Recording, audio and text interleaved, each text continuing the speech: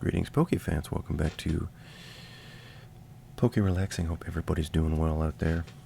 And today I just wanted to kind of ramble or spitball my thoughts on some of the videos I've seen recently, like the one you see the thumbnail for, or the image for in my thumbnail. There was a post by PokeRev, I think the largest Pokemon YouTuber that I've watched for, since I've been into Pokemon for the past year or so. And by the way, my my thumbnail is intended to be sort of flame bait. I don't really have any problem with PokeRev or with the opinions that he was conveying in that video that he posted. That is a screen capture of, but I've seen, a lot of people, as I'm sure you all have, talk about their concerns with the current state of the Pokemon market because, it's pretty obvious that a lot of people are disappointed with some of the things that are happening right now in the Prismatic Evolutions release, which is upon us, very much so. That is this Friday that the release of these products will occur. So people are, getting their pre-orders shipped and probably making their plans to go to their local LGS or maybe camp out at a GameStop or something like that, as am I. And it's a very kind of exciting time, but for many people it's a very frustrating time because, there's clearly a supply and demand imbalance for the new Pokemon products that have come out, starting with Surging Sparks and sort of accelerating into Prismatic Evolutions, and also indications are similar problems are going to be felt with excuse me, the Journey Together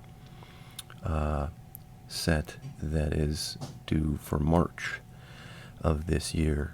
So I don't know, I thought I would just kind of address, or at least just share my thoughts on some of the concerns people have raised, because as I've mentioned many times, I have a very long history in the sports card world, which has, I think, been through very similar things in the past 4 or 5 years, and has kind of, moved into a different kind of place than it was during the boom period. So maybe some of that is instructive, but I'll share what I can with you all about how that might relate to what's happening at Pokemon. So in any event, I just watched the whole video that PokeRev did, and essentially, his point is that when we have a situation where it's very difficult to get products, and therefore the price goes up, 3x MSRP, it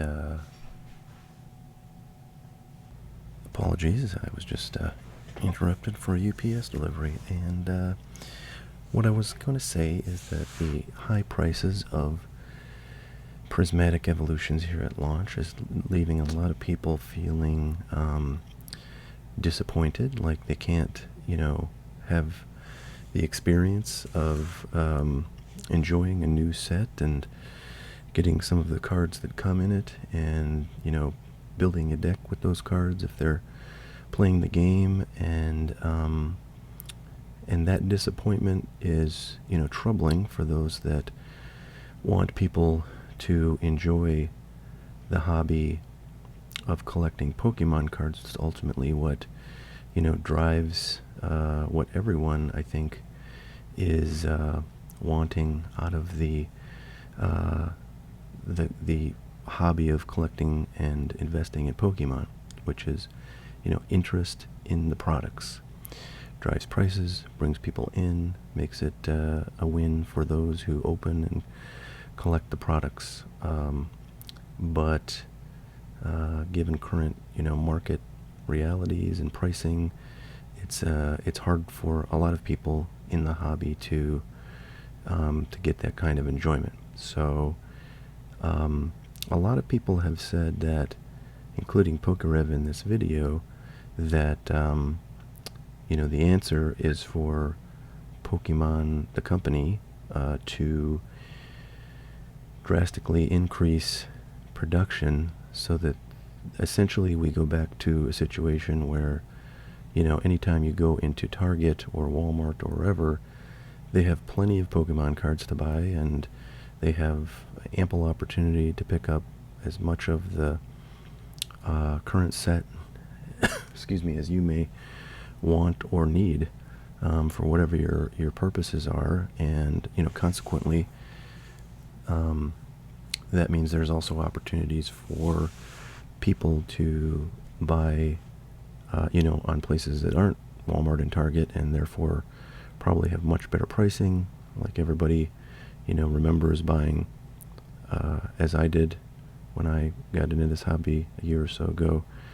Everybody remembers buying booster boxes for $100 shipped, basically, on eBay, and probably also TCG Player, which I didn't really know about back then. But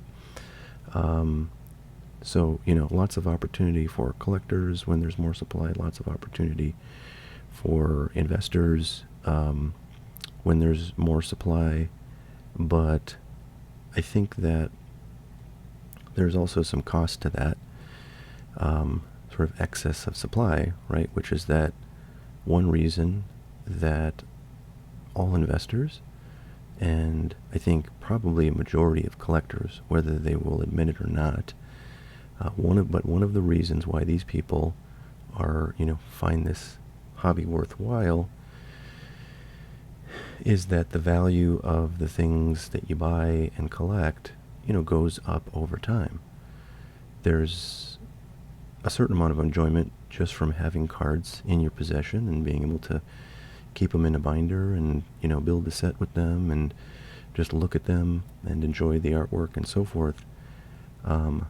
But I think that there's also enjoyment in knowing that, those cards, if you like them, if you like the art on a card, then, knowing that that card increases over price because there's more demand for it than there is for other cards, that is part of the enjoyment as well. And, Rudy from Alpha Investments, who I think has a very unique perspective given, what he's invested into TCGs in the past, 10 years or so, but really his whole, the whole life of Magic and the whole life, well, not the whole life of Pokemon, but the whole life of Magic the Gathering. He's been kind of a participant in the marketplace, and he says that, these products have to have value that doesn't get, destroyed significantly or arbitrarily over time. That is a major driver in the popularity of the cards, in the hobby that collectors are a part of when they buy those cards. And you just cannot have a product that, is inevitably going to go down in value because they print too much of it or there's not enough demand for what they print. And that makes a ton of sense to me as a sports card collector for, the majority of my life. I've been collecting cards, with a few sort of gaps in coverage there when I was in school and kind of early in my career. I didn't really collect much, but, in one form or another, I've been collecting cards for, going on, 30 years now. And I think it's absolutely true that cards in the sports card world, and really any collectibles, comic books, antiques, fine china, whatever, if the vast majority of people lose money when they buy a product, it's not going to be a very exciting hobby for very many people. Maybe for some, but not many. It's just not the nature of collecting for there to be a lot of excitement and interest in collectibles that go down in value. Same is true, I think, to some extent, to collectibles that just sort of maintain their value and don't go anywhere. So you're just sort of losing money to inflation. So these, these factors in the market, I think, are all relevant to think about when considering the question of whether what is going on now is, a huge problem for the market and whether something ought to be done about it, and if so, what would that be? And I'm hesitant to, um, you know, take an extreme position on one side or the other to say, the only thing that's going to make all of this better and make a healthy hobby is for a Pokemon Center to buy, 10 new printers, probably at a cost of 150 to 250 million dollars a plant, and and to print this stuff into oblivion. I don't think that would be helpful to the health of the hobby. It may just sort of create. I mean, and there were situations in the recent past where Pokemon the company did run their excuse me, their printers to excess, and created products in quantities that were still kind of trying to eat up in the marketplace. I saw a video on Vivid Voltage the other day, which is a set that I currently am, a pretty strong believer in, because it's getting eaten up at a pretty rapid pace and therefore will become less available when it's gone from the Pokemon Center website. But, that's a product that, again, came out like, I don't know what that was, like 3 years ago, 4 years ago. And until, I don't know, a month and a half ago, there were like, 15, 20,000 boxes of that stuff at Pokemon Center. So that is not something that I think is good, because it really means anybody who was hanging on to Vivid Voltage was either, losing money or not increasing their value in what they're holding for a very long period of time. So I think that is not a solution, to just print the heck out of everything and then just sort of, wait until the point where the market is saturated and basically nobody wants your product and everybody's fire sailing, and then, everyone's losing their hat on everything that they might have been holding long term, which includes me, right? So that I have a vested interest in there not being a giant overproduction of product. So, I mean, the answer really is for the supply to roughly match the demand for a product, at least for a window of opportunity, shortly starting at the launch date and going maybe, 6 months or something like that. And that's, kind of what you see in other markets, sports cards sometimes, although I'll talk about how the sports card market is quite broken.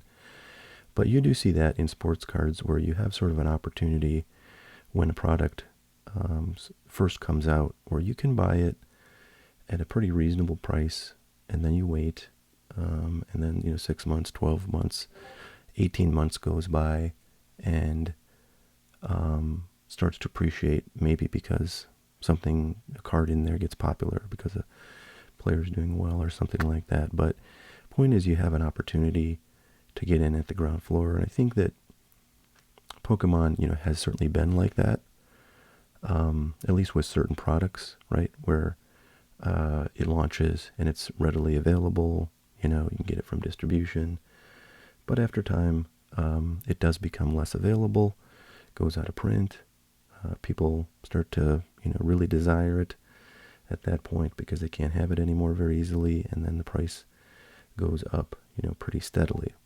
I think that's the normal kind of course for collectibles, healthy collectibles marketplace, and what we're experiencing now is quite a bit different than that in the Pokemon world. We have definite, immediate short-term launch date scarcity for like every product that's coming out, and that is something that does create all of these problems, I think, for collectors or anybody who wants to have a chance to get product at a price where they're not going to lose like 99% of their money if they don't get the chase card, which it's funny because Prismatic Evolutions is a product where it's looking like a very difficult, ROI for that product in particular, just because there's just not many good cards seemingly coming from these packs when they're opened. But in any event, the solution, in the sports card industry, I think is not a good one, because what's happened there when, the market for sports collectibles really took off in 2020 and, a good chunk of 2021, and every product that came out, every baseball card set, every basketball card set, every football card set, was impossible to find at MSRP. In many cases, the market price for those products was 3x MSRP immediately, and that was for probably hundreds of products. That was true for hundreds of products over that time frame of, 18 to 24 months. So it's kind of funny, we've had now, I guess, if you count Prismatic, 2 releases of a product where basically MSRP is, market price at launch. And people are, sort of running around like their heads are on fire. Whereas in sports cards, you had a situation where not 2 products, but hundreds of products came out that were, again, 3, 4, 5x MSRP immediately in the marketplace. And that's why you had people, camped out on, stock day at Target to buy their MSRP blaster boxes of, Prism basketball, go sell them on eBay that night for 3, 4, 5 times the MSRP, right? Like that's really bad compared to what you see now, where, for one product, namely Prismatic, you've got a situation where the product is, starting at 3x MSRP for one product. Okay, if this happens for, the next 3, 4 products, okay, maybe we're getting there where it was bad as sports cards. But I just continue to believe that what we're experiencing in Pokemon is so different in severity compared to what you saw in sports cards. So what happened in sports cards is that there's really only 2 manufacturers of sports cards. There's Panini that makes football and basketball cards, and then there's Topps, which makes baseball cards and a few other things, but kind of irrelevant. It's basically the 3 or 4 main sports, and then there's a third one that makes just hockey cards. That's the smallest of the 3. So in any event, what happened in sports cards is one company called Fanatics, which, basically was a company that just made jerseys and hats and, memorabilia. They decided they were going to get into the sports card game, so they bought up Topps, the whatever 100-year-old, it's not actually 100 years, but it's like 80 years old, sole manufacturer of baseball cards. And shortly thereafter, they bought up the licenses to produce football and basketball cards from Panini, from out underneath Panini, who lost those licenses, and they made some very interesting changes. What they did is they basically changed their pricing so that MSRP, like their MSRP that they set, was the same as the market price for those products. Okay? So what that means is they basically, it would be like them buying Pokemon, and then every ETB now is going to be $149.99 at launch. Okay? They took all of the profits from an overheated market and they put them into their pocket. And do you know what they did next? They took the distributors right, who were distributing their products for many, many years, or the products of Topps, and they cut them out. They got rid of them. They said, you're not distributing our products anymore. So the products that ended up in hobby shops and a lot of other places, because they came through distributors, were no longer being supplied by Fanatics/Topps. So now you get to go and sign up directly with Topps, and if you're lucky, you can get a distribution account. I am not lucky, so I get no Topps products anymore, from wholesale. I mean, I didn't get that many from my distributor because I didn't buy that much, but I get none now. So this would be like Pokemon Company, saying they're going to cut off all their distributors that currently, are the sole suppliers of hobby shops. And they say, all those people that used to buy cards from those shops, you're going to come to Fanatics, you're going to come to Fanatics.com, and you're going to buy Pokemon cards for $149.99 an ETB from us, and that's the way it's going to go. I wish you well. Godspeed. Right, so that's what's happened in sports cards with Fanatics. And you may ask yourself, okay, well, what did that other manufacturer, Panini, what did they do? They kind of did similar things. Okay, they didn't do exactly the same thing. They still do distribute to distributors, but they did start selling directly into the marketplace at basically market value instead of, some MSRP that was established by a history of 20, 30 years of selling cards and a slow increase of MSRP over time to reflect inflation. They said, no. We're going to sell at 3x our old MSRP because that's what the market says.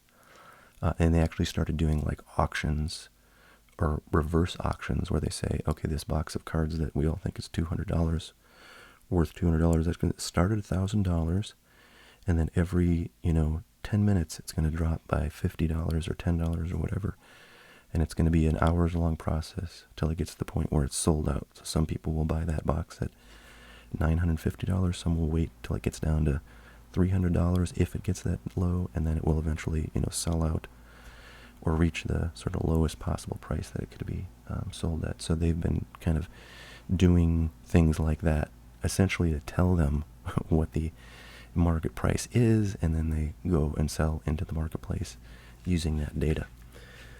So those things are all awful, and if you listen to my sports card channel, ASMR Sports, you'll know that I've really been kind of down on, the modern sports card game because of these kinds of things. It's led to all sorts of, bad stuff that I think is much worse than what we see in Pokemon. But, certainly it was a challenge when sports cards were super hot, when you could not go to a Target and expect to find any sports cards on the shelf. So I know exactly what it's like to be a collector of cards when that's going on, and I totally understand that it's pretty crummy. But like when that was going on, I was basically scouring everywhere I could find on the internet to try and find stuff for reasonable pricing, so I could put it away. That's kind of what I do. I collect unopened stuff, and I was trying to be smart about what I bought. And on the off chance I saw something at retail, I bought it up and put it away. And unfortunately, it's all dropped drastically in price, but still probably worth quite a bit more than MSRP. It's just was worth way more back in 2020. So I don't think that the manufacturers trying to control the situation, at least not by doing like drastic things, like doubling or tripling supply, or basically raising the price, so that there's no chance of getting anything under, or for a reasonable price, and you're basically forced to go to the manufacturers to buy stuff, and they're using basically market pricing out of the gate. I think that's not going to make any. It might make, I don't know. I think that's going to piss off everybody, including these, sort of quote-unquote collectors who just want to open some packs, and then everybody else who's trying to, invest in sealed or just hold sealed because they collect it, etc.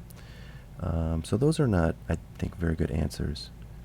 And I think that the question has to be asked, like, what exactly is the ideal situation? And the answer is that it's kind of tricky to figure out, or it's tricky to arrive at basically like the equilibrium, the perfect equilibrium of supply and demand, where there's just enough supply to meet demand, and at some point, a product stops being made, and then it kind of falls into the collector market, and it goes up slowly and surely over time as more of it gets opened or destroyed or what have you.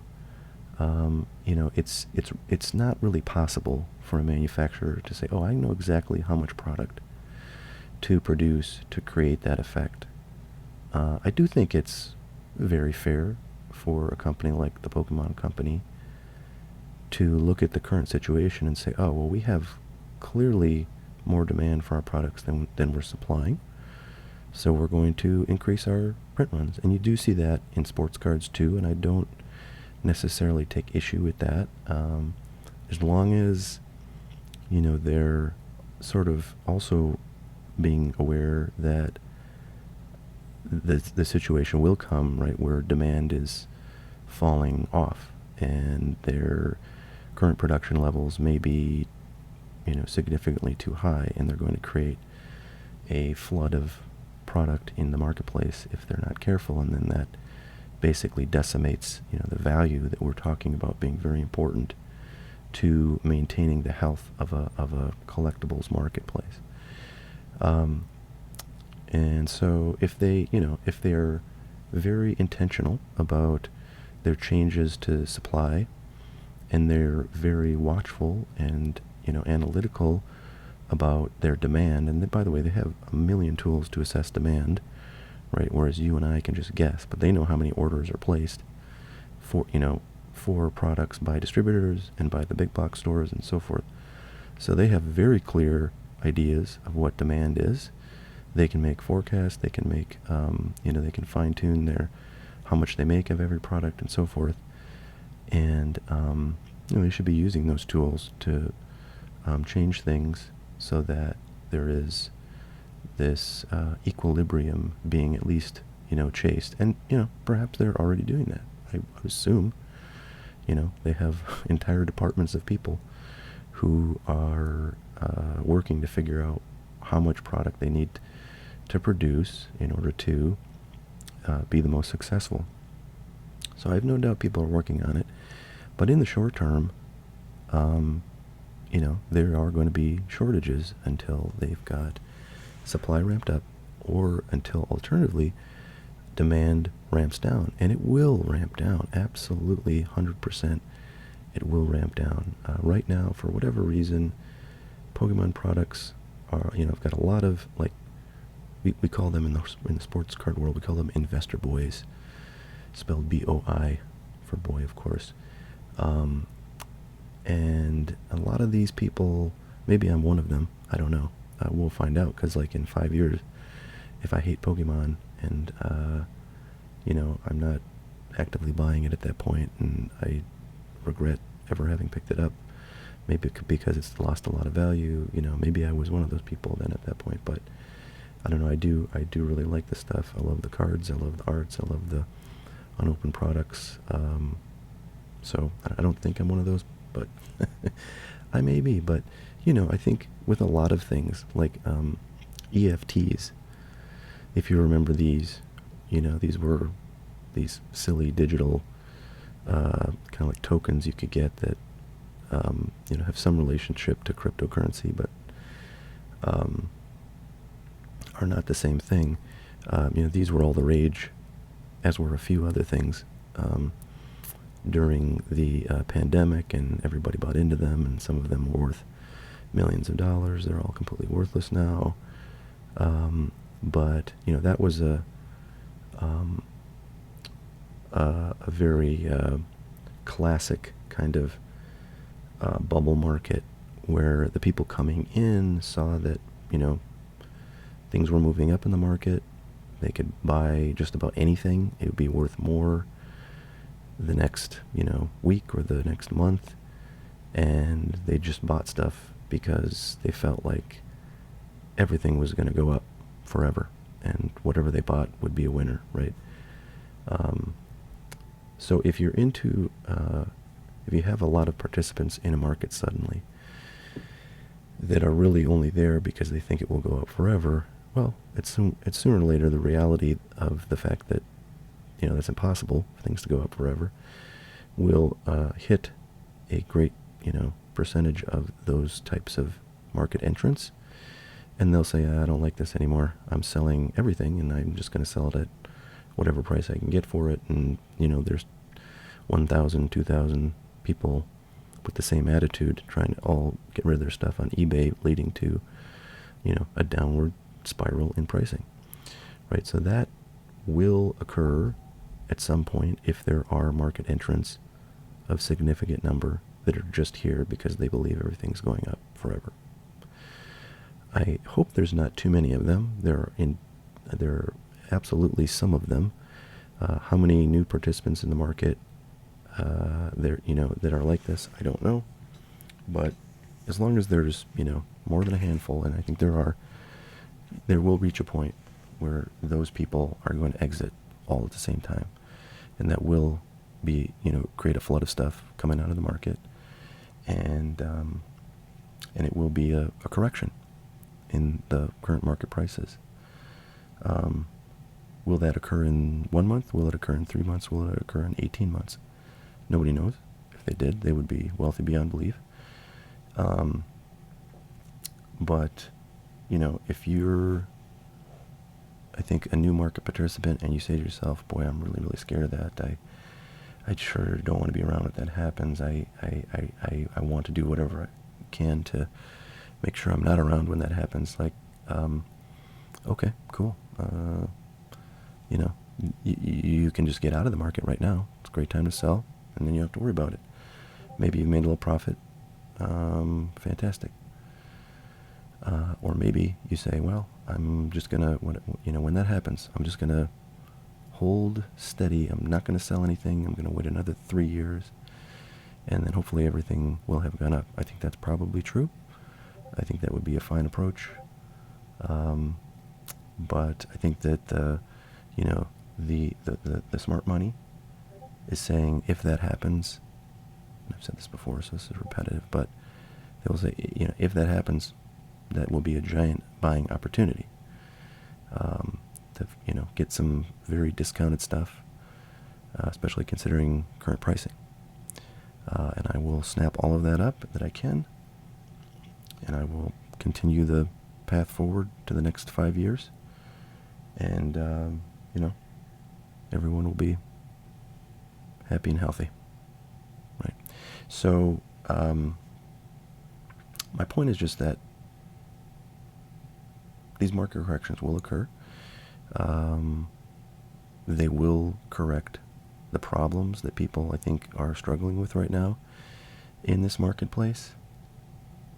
And after that occurs, we may have a period of time, maybe it's a year or 2 years, where everything that comes out from Pokemon Company is kind of a dud in the sense of maintaining its value.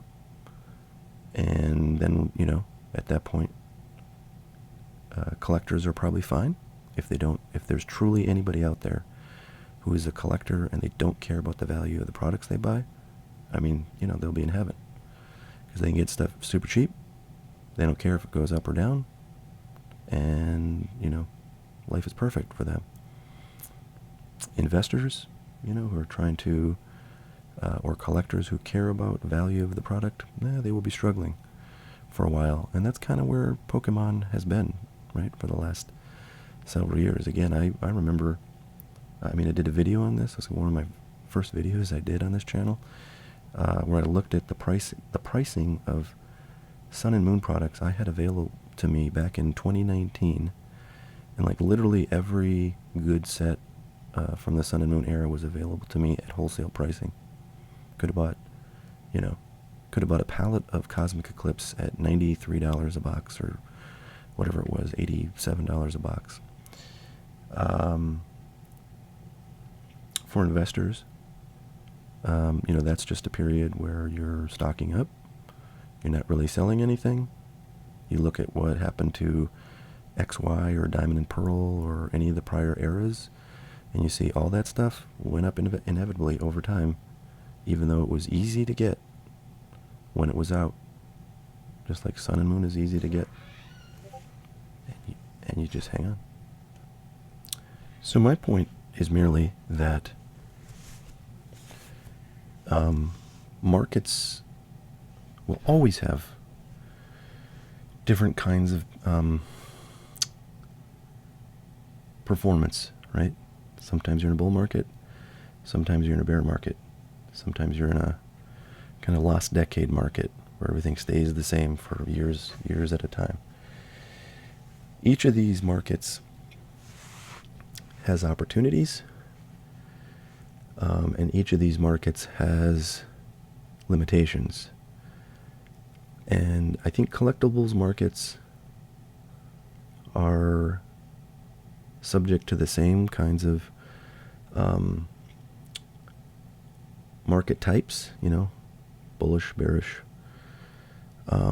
stable.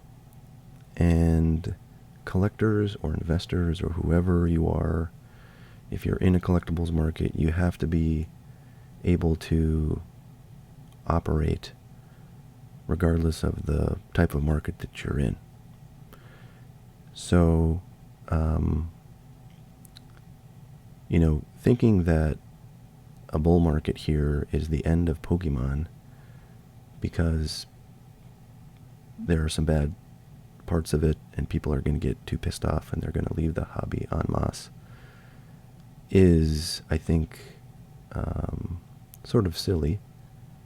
I shouldn't say silly. I just think it's wrong because markets have a way of, correcting what goes on.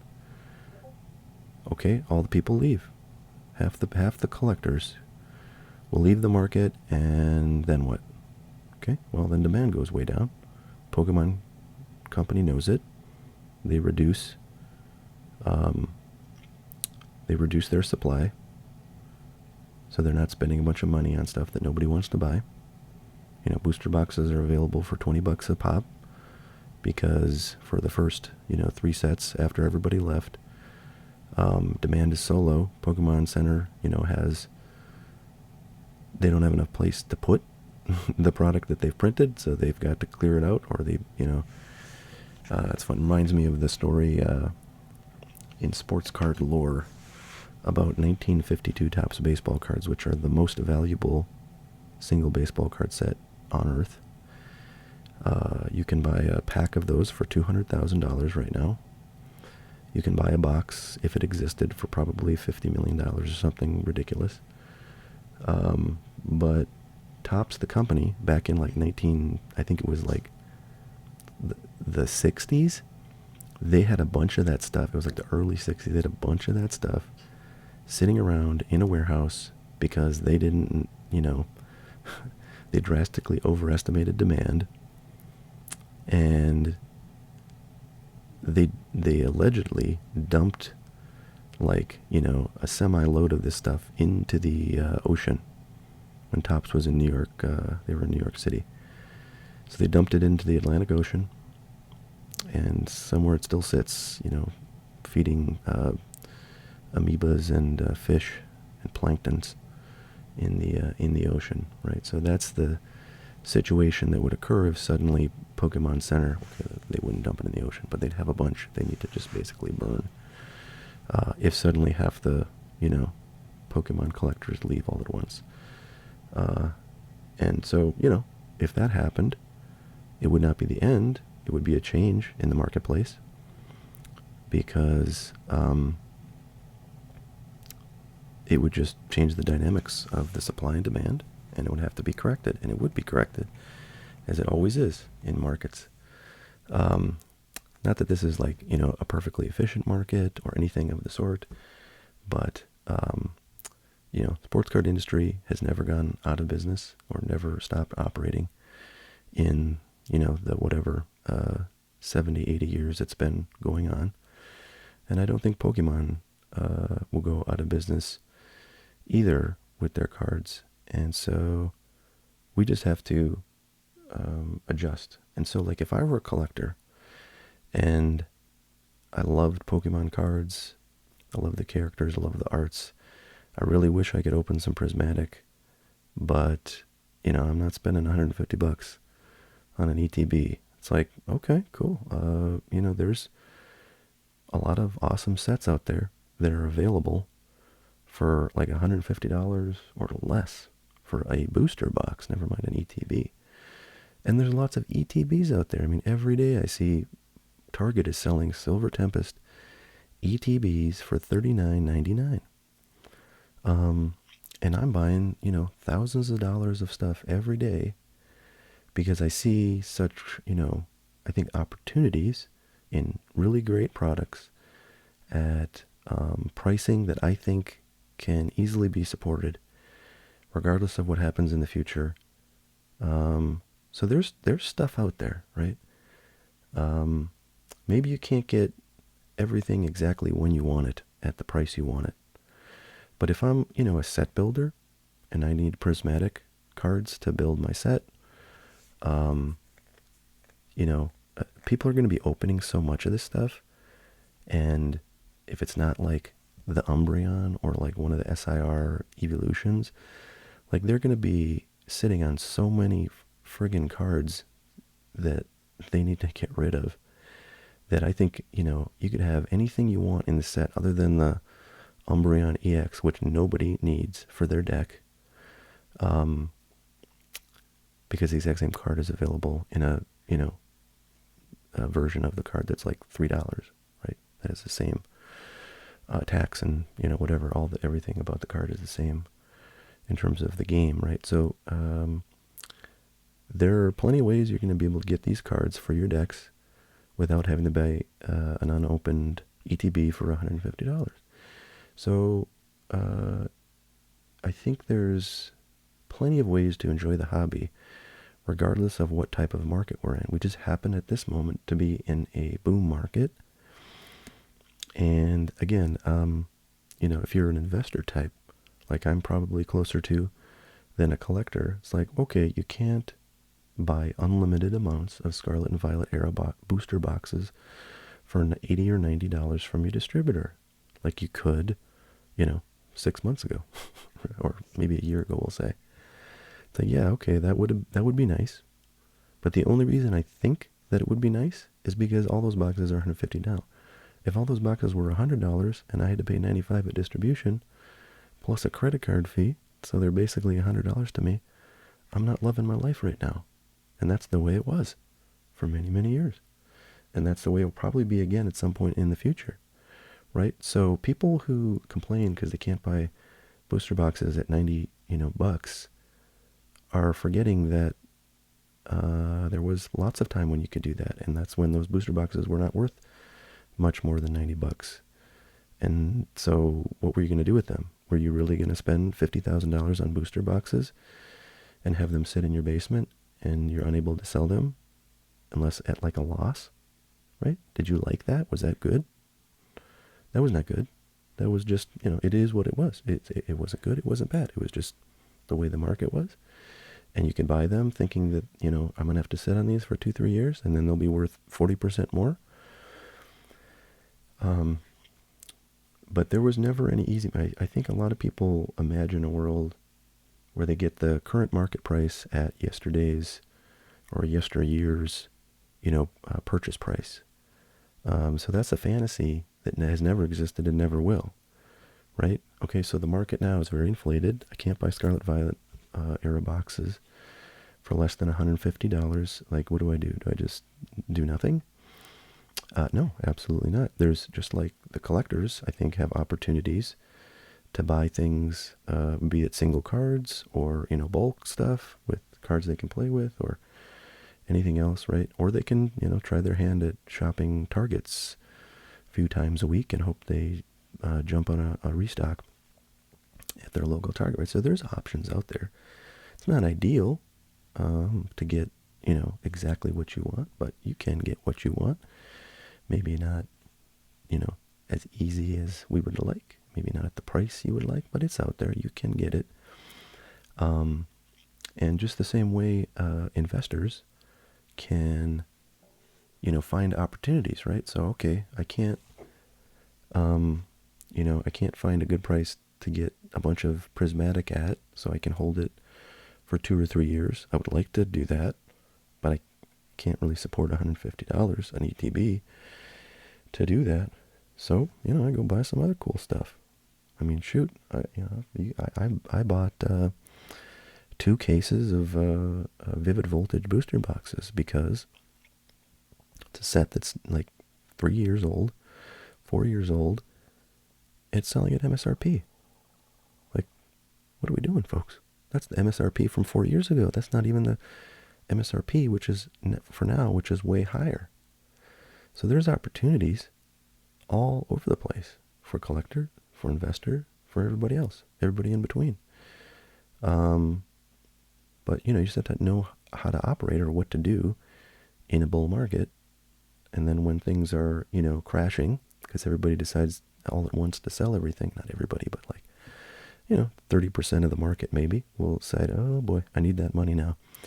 And I see things going down, I better get out while I can. And then, when 2,000 people do that at the same time, then we have a downward spiral. Everything's just dropping. Well, tons of opportunity for investors there too. I mean, the opportunity for collectors is obvious in that situation. The opportunity for investors is also, I think, very obvious.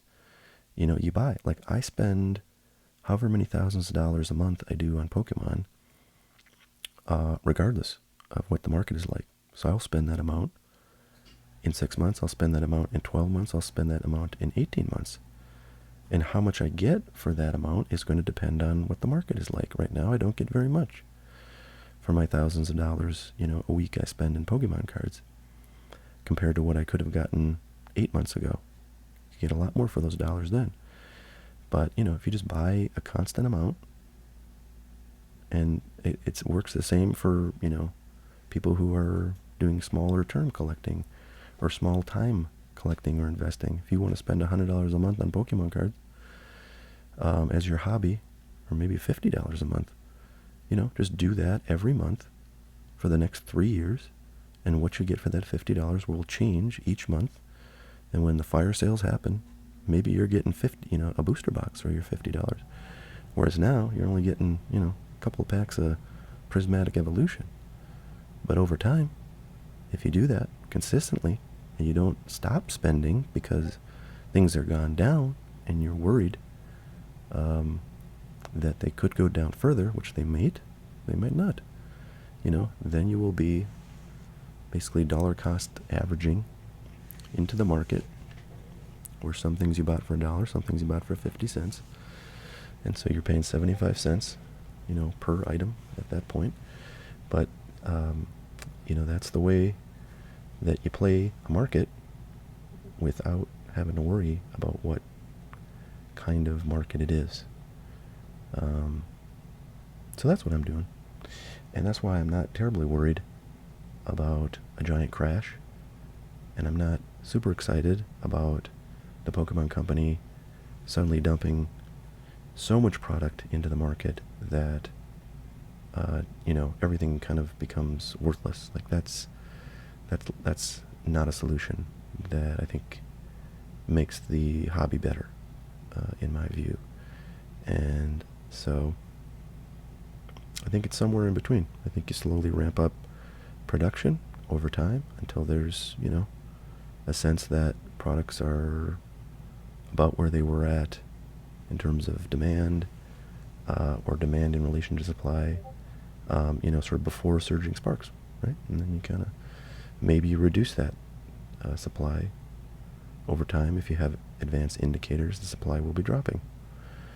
But I don't know. I just think overall, no drastic action needs to happen right now in the marketplace by the Pokemon Company, right, which is the sort of owner of the market. I think they just stay the course. I think they, and here's the other thing I want to say, right? Like, what is it that is sort of the healthy, you know, state of the market?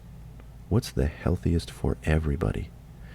And I think the answer is a market that is, you know, steadily, consistently growing in size, in participants, in the number of people who are collectors or investors or whatever, or, you know, card shop owners, or anybody who's part of the market, right?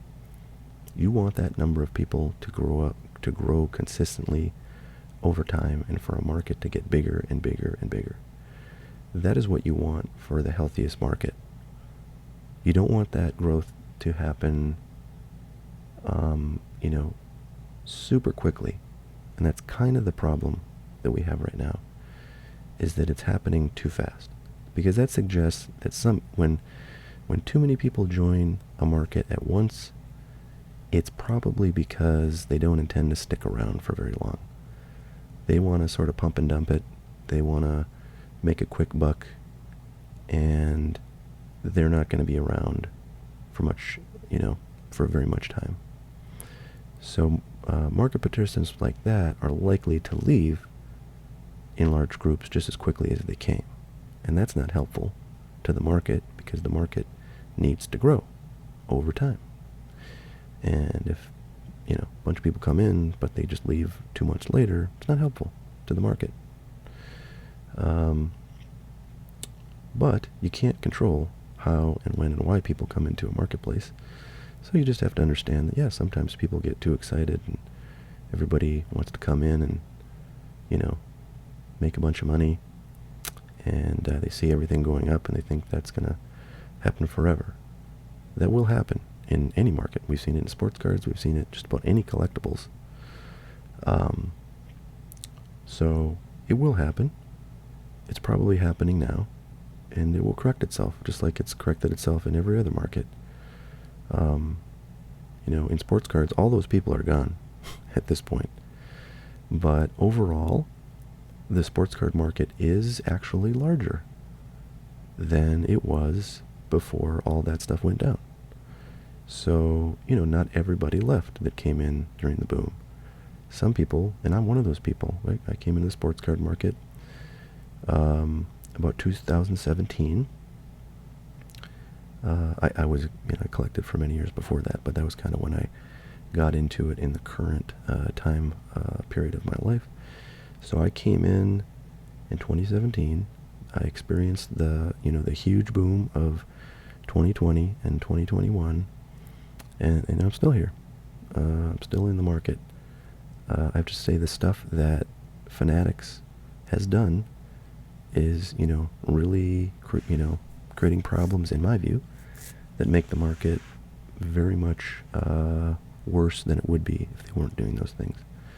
I really wish they did not do what they have done and they're currently doing. I think ultimately it will decrease the size of the market. I don't think the market is smaller. It may be shrinking though right now. You know, hard to say. But I think if they continue to do what they're doing, it inevitably will shrink the market. And I worry that if the Pokemon Company starts trying to do the sorts of things that people are asking for because they're upset about the Prismatic Evolutions release, then, basically it's the same situation as the sports card world, and, ends up upsetting more people than are upset now with what I think is a temporary problem that will correct itself. It may be more of a structural and long-term problem if it's not dealt with correctly. So that's my 2 cents. I appreciate if you have stuck around this long. I realize for some people this type of video is probably the worst thing on earth, but this is a channel about sort of relaxation and just kind of taking it easy with Pokemon content. So I will be doing something like this every once in a while when we're not checking out awesome new cards. Like the ones you see on the left here. This is my Japanese stuff that just came in, so probably tomorrow I'll have a video out where I dig into that stuff. And then the rest of this week, all sorts of exciting stuff might be happening. Just so happens that this week is not only the Prismatic Evolutions launch date, but but Pokemon 151 collection boxes also launched this week at Costco at most locations in the country. So keep an eye out for that. Also, I think it's going to be available online, so it'll be tough to get, but there will be opportunities. And then it might be just my location of Sam's Club, but I have reports that they are getting a second batch of those Sea and Sky premium collection boxes with like the 14 packs of Crown Zenith. So that's very exciting to me because I love Crown Zenith. I would love to have more of those. Apologies, I think you might have been hearing the Discord noises in the background there. I just turned those off. But yeah, it's going to be a crazy week. Got all this cool Japanese stuff too to get through. So look forward to sharing it all with you, and we'll see what I can get out there in the Wild West of Pokemon retail as the days march on. All right, everybody, thanks so much for joining. Please like and subscribe, and we'll see you all next time. Until then, stay relaxed. Bye now.